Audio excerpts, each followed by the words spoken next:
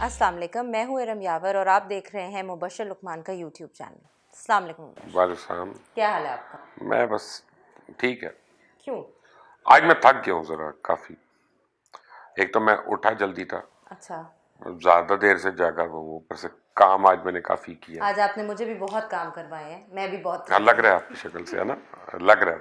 अच्छा, चलें सवाल जवाब का सिलसिला शुरू करते हैं। नैब की जो दरख्वास्त आई है मरियम को, तो उसके जवाब में वो लिख रही है एक तकरीर, हाँ, ठीक है, और उस तकरीर के कई पॉइंट्स हैं। अब वो पॉइंट्स मैं आपको बता देती हूँ। पहला पॉइंट ये है कि जी जो नैब की दरख्वास्त है वो जुर्माने के साथ खारिज की। हाँ, हाँ, कुछ ना कुछ दे के जाए इसको, हाँ, यानी हाँ, मतलब चाहिए। ऐसे बड़े काम में तो मुझे हाँ, कुछ और चाहिए। चाहिए हाँ, मुझे, ठीक है। उसके बाद है केस और गिरफ्तारियां आवाज दबाने के लिए की जा रही हाँ, हैं, ठीक है। कुछ कहना चाहेंगे? Drama queen. मेरा मतलब है तुम चोर हो, तुम कॉन्विक्ट हो, तुम सजा याफ्ता हो, तुम नखरे किस बात के कर रही हो? जैसे कोई नई क्वीन होती है, ब्राइडल वो अपना कर रहे आवाज होते उठा हैं। रही है भाई ऑपोजिशन। आवाज नहीं उठा रही। ये कानून के खिलाफ जो है एक म्यूटनी कराना चाहती है, और इसको इसकी आवाज को बिल्कुल इजाजत नहीं होनी चाहिए उठने की। इसको जेल के अंदर होना चाहिए। हाँ, अग्रीड। और इसके करतूत ऐसे हैं कि पता नहीं और 14 साल की कैद भी कम होगी इसके लिए। नहीं मिलेगा इसका एनआरओ, मैंने आपको कल भी बता दिया था, नहीं जाएगी ये बात। इसे क्या, भूल जाए सेल्फ्रिजेस की कॉफी को, भूल जाए हैरिट्स के कप्स को जो खरीद के अपने घर में इसने रखे हुए हैं, भूल जाए अपना जो है ना सारी क्रॉकरी को जो उधर से और ली जो हुई है इसने। जूते हैं 5-5 लाख के अब नहीं जूते। आते, अब यहाँ से बीटन रोड से लेने पड़ेंगे उसको जूते। उनकी सेकंड कॉपी जो मिलेगी ना वो वाली लेनी पड़ेगी। ड्रामा, वो जुर्माने के साथ खारिज करो तो ये करो, तो तुम पहले बताओ ना कि तुमने इतना हजम कैसे कर लिया। वो पहले तो क्या कहा था कि मेरा इंग्लैंड क्या पाकिस्तान में भी घर नहीं है, तो 1 अरब के बाद में सासे कहां से निकले? पहले चलो उसी का हिसाब दे दो यार। वो नहीं, भूल वो जाते हैं, ये बातें करके भी भूल जाते हैं कि हमने क्या क्या बोला हुआ है। क्योंकि अगले इल्ज़ाम है ना, उसने कहा है नैब जो है वो सियासी इंजीनियरिंग का किरदार अदा कर रही है। हो सकता है, तो तुमने बंद क्यों नहीं करती थी जब बाबा जी थे वहां पे?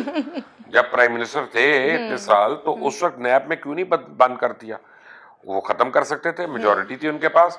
वो तरमीम तो कर लेते नैब के कवानीन में। बिल्कुल तो ठीक अगर है। उन्होंने नहीं की तो इसका मतलब बाबा जी ने उस वक्त तो डिसएग्री नहीं किया। बिल्कुल अब जब अपनी गर्दन फंस गई उसमें आके, तो पता चला कि ये गलत है। बिल्कुल ठीक तो हो गया। बस वो पश्तो की एक मिसाल है, जमा पेशो जमा सारा मियाऊं की, मेरी बिल्ली मुझे मियाऊं। अच्छा। ये हमें सुना रही है आके आज कहानियां। अच्छा, हुकूमती ईमा और सियासी बुनियादों पर नैब कार्रवाई कर रही है।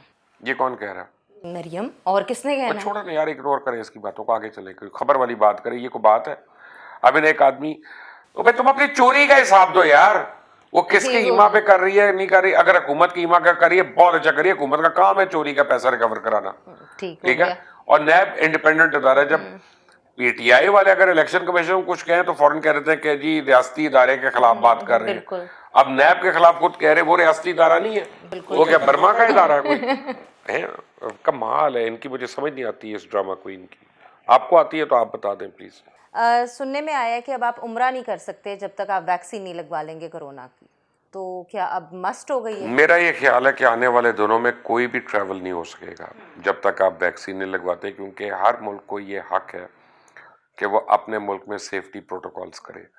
अगर कोई कोविड-19 का वायरस कैरी करके जा रहा है कहीं, तो वो उस मुल्क की इकोनॉमी बंद करने के मुतरादिफ है। बिल्कुल ठीक तो है। उससे बेहतर है कि they want healthy people and they want safe people to come to their land.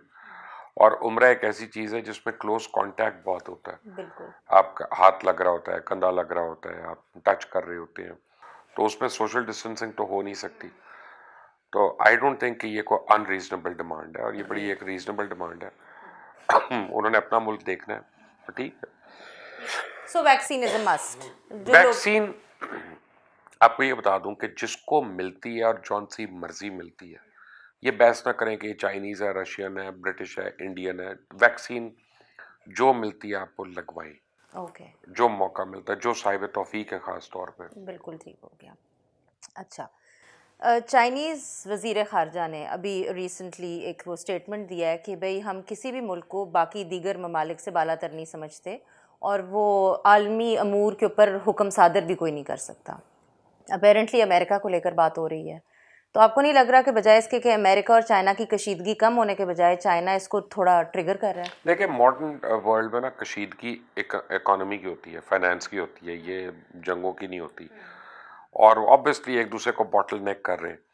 अच्छा, कई साल से अमेरिका के अंदर इसके ऊपर एक काम हो रहा था और अब उसके ऊपर बड़ी तेजी से उन्होंने काम शुरू कर दिया, क्योंकि तकरीबन $6 ट्रिलियन है जो अमेरिकन डेट है, ओके। उसमें से मेजॉरिटी जो है वो चाइनीज के पास है।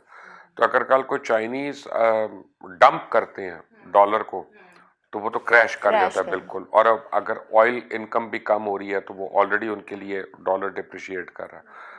तो आज अगर आप फिर हम गूगल करें जाके और गूगल पे आप करें अमेरो टाइप करें, AMERO, ओके। तो फिर आपको एकदम से डिफरेंट कई साल की आपको मेहनत नजर आ जाएगी कि अमेरिका, कनाडा और मेक्सिको मिलकर एक करेंसी बनाना चाह रहे हैं। अच्छा। And if they succeed in that, जो वो प्लान कर रहे हैं, तो वो डेट सारे जो है डॉलर में दे देंगे और अपनी सारे जो एसेट्स हैं जैसे गोल्ड वगैरह है वो ट्रेजरी के वो सारे उसमें ले जाएंगे। उसमें तो चाइनीज को वो फेल करने के लिए चाह रहे हैं कि $6 ट्रिलियन कागज का टुकड़ा इनके हाथ में हो ठीक और है। इनके पास कुछ ना हो। और चाइनीज जो है उससे पहले मार्केट फोर्सेस को एजिटेट करना चाह रहे हैं ताकि they can have a run on the New York stock exchange and the other very places वहाँ पे। Interesting. So it is all a financial war. Agreed जी, बिल्कुल ठीक है। अच्छा, 2 दिन बाद अमेरिका और ईरान की इनडायरेक्ट टॉक्स होने वाली हैं, तो आपको क्या लगता है इसके अंदर जो न्यूक्लियर डील है ईरान की, उसके ऊपर कोई पेशरफ्त होएगी? देखिए मेरा ख्याल है कि पेशरफ जरूर होगी, लेकिन पहली बात तो यह है कि वी शुड वेलकम दैट, कि अगर दो एस्ट्रेंज्ड कंट्रीज में अगर आपस में डायलॉग होना शुरू हो रहा है तो that is always good for the region. दूसरी बात यह है कि अमेरिका, मेरा नहीं ख्याल कि वो बैरक ओबामा वाले टर्म से वापस आएगा।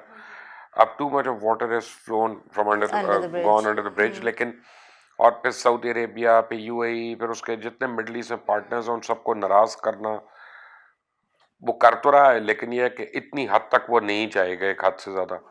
तो मेरा ख्याल है कि ईरान US वो जो न्यूक्लियर डील है वो रिवाइव जरूर हो सकती है with conditions to it, okay. कि अब नई कंडीशंस ऐड होंगी उसमें। ओके। और ईरान बड़ी खुशी से मान लेगा मेजॉरिटी कंडीशंस जो हैं।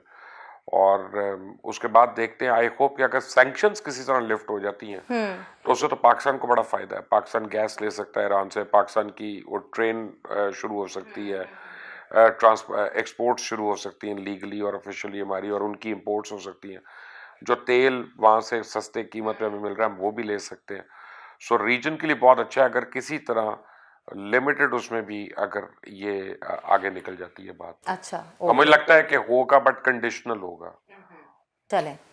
क्योंकि ना करना होता तो वो ये मुलाकात ही ना कर रहे होते। नहीं, कंडीशंस के साथ भी तो अगर वो वो बेहतर मुलाकात की तरफ करने का जा रहा है, मतलब है कि दिस प्रोग्रेस। प्रोग्रेस, बस ठीक है। I mean as long as it works for अस।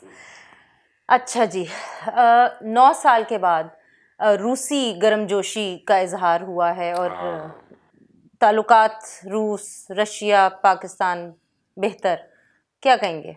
देखिए ये बड़ी पाकिस्तान की एक डिप्लोमेटिक विक्ट्री है। और ये 9 साल नहीं, एक्चुअली ये 70 साल के बाद हो रहा है। और वो ये हो रहा है कि अम, रशिया जो 100% इंडिया का सपोर्टर था और पाकिस्तान की अगेंस्ट जितनी भी जंगें हुई हैं उसमें इंडिया का जो मेन फ्रेम उनका जो इक्विपमेंट है और आर्म्स हैं वो रशियन थे। बिल्कुल। तो अगर रशिया हमारे साथ मिल रहा है तो इसका मतलब है कि वो कटिंग एज टेक्नोलॉजी जो इंडिया उनसे ले रहा था या तो वो उनको मिलेगी नहीं या वो हमें भी मिल सकती है। और दूसरी बात है, ये इंडिया को बड़ा सिग्नल है कि तुम जो अमेरिका से पिंगे बढ़ा रहे हो, तुम्हारा 90% इन्हिसार तो रशियन गुड्स पे है, रशियंस पे है, बिल्कुल। तो हम बैठ के तुम्हारे यहाँ पे फीते टाइट कर सकते हैं। तो ये Russia is flexing it's muscles. Okay. और क्या, अच्छा अगर तुम हमारे से दोस्ती नहीं कर सकते अनकंडीशनल, तो हमारी भी कोई कंडीशन नहीं है कि हम नहीं है तुम्हारी वजह से कि लड़ाइयाँ करें लोगों से। बिल्कुल ठीक है। तो ये ब्रेक थ्रू जो है ये पाकिस्तान फॉरेन ऑफिस का है। और इससे पहले आप देख लें कि रशिया ने बड़ी wholeheartedly Pakistan naval exercises में पार्टिसिपेट किया जी, बिल्कुल। और बड़े किया। By the way I have a major news to give you, जब आपकी ख़त्म हो जाएंगे ना फिर मैं आपको बताऊंगा। चलें, ठीक है। लेकिन ये है कि ये बहुत इंपॉर्टेंट स्टेप है पाकिस्तान और रशिया का आमने सामने आना। एंड दिस हैपेंड कि जब इमरान खान गए थे लास्ट टाइम पुतिन के इनविटेशन पे, तो वहाँ पे a lot of ice sort of broke and उसका कहीं ना कहीं तो फायदा होना था। वैसे आप इमरान खान गवर्नमेंट को you have to give one credit कि हमारे जो ताल्लुकात हैं, इंटरनेशनल रिलेशंस, वो बहुत इम्प्रूव किए हैं इस टाइम। बेहतर हो रहे हैं, अल्लाह का शुक्र है। हमारे इतने ख़राब हो गए हुए थे कि उससे सिर्फ बेहतर ही हो सकते हैं। बारिश का पहला कतरा ANP PDM से अलहदा हो गई है, क्या कहेंगे? अब PDM में रह क्या गया है? के PDM से वो अलहदा हो गए और ANP के बेचारों की क्या हैसियत थी खुद से कि वो अलहदा हो गए। मतलब ठीक है, ख़त्म हो गई। PDM is a gone case now. ठीक ये है। आपकी जो ड्रामा क्वीन है उसने उनको दफन करवा के छोड़ना, तो उसने दफन करवा दिया पकड़ के, और अब खुश होगी घर बैठ के। नहीं अभी खुश नहीं हुई। नहीं है। नहीं अभी खुश अब वैसे वो खुश नहीं होने वाली, रूह नहीं है। दिस वाज अबाउट इट, हमारे आज के सवाल खबर जवाब। आपको देता हूँ, बड़ी हाँ जी। इंपॉर्टेंट खबर है जी। इंडियन नेवी की एक एक्सरसाइज हो रही थी और इंटरनेशनल वाटर्स में, और वो डिफरेंट एक तो और नेवीज के साथ मिलके कर रहे थे, जो पाकिस्तान की नेवी ने भी की थी 45 नेवीज के जी, साथ जी, मिलके, तो अपनी तरफ से 2 नेवी के साथ मिलके मुकाबला कर रहे थे। वॉर गेमिंग हो रही थी। अपने ही एक जहाज ने मिसाइल मार के अपनी इंडिया के जहाज को डुबो दिया और मेजर फ्रिगेट, बहुत बड़ा फ्रिगेट है, और नया लिया था इन्होंने और उसको ही डुबो दिया पकड़ के, और बड़ी मुश्किल से सेलर्स वगैरह को रेस्क्यू किया गया। पता नहीं कितने मर गए, कितने Very embarrassing. ये एम्बैरेसमेंट है। इससे अभी थोड़ा अर्सा पहले क्या हुआ था, आप गूगल कर लें, अगर मेरी बात है, यकीन नहीं है, गूगल पे देख नहीं लीजिएगा। यकीन है आपकी बात। नहीं, काफी ऐसे लोग होते हैं ना कि जो इंडिया के बड़े हमदर्द होते हैं, तो वो भी कर लें गूगल, कि नई सबमरीन आई, उसको लेके जा रहे थे, एक स्मार्ट एलेक, उसने वो हैच बंद करना भूल गया। हाँ वो जी। सबमरीन पानी में डूब गई जी। ये मैंने देखा वो था। कमाल है, ऐसे एक सबमरीन चला रहे जैसे मेरी बीवी गाड़ी चलाती है। तो यार का दरवाजा खोला हुआ है, तो ये है वो, भाई खुदा ने कुछ तो सीख लो यार। हाँ, ये तो आई नो। एक और अभी ये जो 6 महीने पहले एक्सरसाइज करे थे, अपना ये विक्रम लेके गए हुए थे, जो एयरक्राफ्ट कैरियर है, तो वो इंटरनेशनल वाटर्स में उसको जाना था, तो उनका इससे आगे नहीं आएगा। उनका क्यों? उनका ये इंजन पुराना है, गर्म हो जाता है तो फारिग ना हो जाए। तो वो इंडियन ओशन में खड़ा होके जनाब वायरलेस पे एक्सरसाइज हो रही थी। वो ये इनकी नेवी का हाल है। ओह माय गॉड, तो इतना बजट जो स्पेंड कर रहे हैं ये कहा रहे हैं। अभी राहुल गांधी ने क्या कहा परसों कि बूफर्स के ऊपर किस किस का नाम उसने दिया। अच्छा, ठीक है, उसने और डिफेंस ट्रेडिंग में किस किस का नाम दिया। ये तो इंडिया की लोकसभा में परसों आया नाम। ओके, ठीक है। तो ये लड़ेंगे पाकिस्तान से आके। अपने हैच तो बंद कर नहीं, ये तो गाड़ी दरवाजा बंद करके चलाएंगे तो कुछ चलेगी ना आगे, वरना तो ठक ठक रास्ते। ये वाकई बहुत मजेदार न्यूज़ थी जो आपने दी है। मैं आपको बता रहा हूँ कि जो ज्यादा इम्प्रेस होते हैं ना, उनसे उनको पता होना चाहिए कि उनकी हैसियत क्या है। बिल्कुल ठीक है जी, अल्हम्दुलिल्लाह फॉर दैट, एंड अल्लाह का शुक्र, and thank you so much for your valuable time, and please hit the subscribe button, bring the bell icon, keep watching, और कोई कमेंट आपने देना है तो प्लीज़ कमेंट सेक्शन में मेंशन करें। अल्लाह हाफ़िज़।